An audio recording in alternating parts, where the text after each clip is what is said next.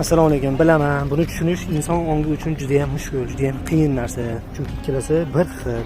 Men sotuvchiman, men yolg'on gapiraman, yolg'on ma'lumot beraman. Menga ishonish kerak emas. Xo'p, nimaga bunaqa deyapman?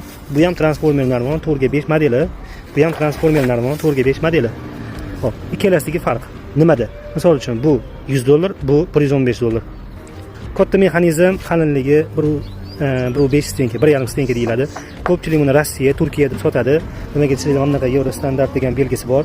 ISO 9001 degan sertifikatga ega mahsulot. Bu narsani Xitoy ishlab chiqaradi. Biz ham Xitoydan primoy olib kelamiz bu narsani. Mana mexanizmi katta, qalinligi 1.5. Ha, bu ketdi. Endi bu 1.2 stenka, 1.2 da 3 ta unaqa palasa bo'ladi. Stenkasi yuqori bo'ladi, ovozni eshitinglar. Mexanizm kichkina bo'ladi. Xo'p, qolgan hamma narsasi bir xil. Endi faktiski Euro standart bo'lgandan keyin bu sal standartga javob bergan kattaroq hisoblanadi. Kattaroq bo'ladi. Xo'p, endi bulardan ham sal sifati pastroq. Bu o'zimizning O'zbekiston ishlab chiqarayotgani bor. Uniki ham mana shunaqa 3 ta palasa, usti bo'yagan bo'ladi, sichqon rangi. Bu bundan ham arzonroq hisoblanadi. Lekin men klient so'rab kelsa, bu bilan buni solishtirib aytishim kerak. Bu meni majburiyatim. Men shunaqa ham qilaman. Endi telefon qilgan odamlarga sal qiyin bo'ladi shu narsani tushuntirish.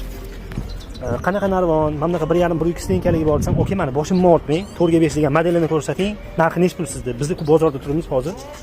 Narxini menimcha ko'ryapmiz, bunaqa ko'ryapmiz. Qayerdan olasiz bunaqa narxlarni?" deyapti klient.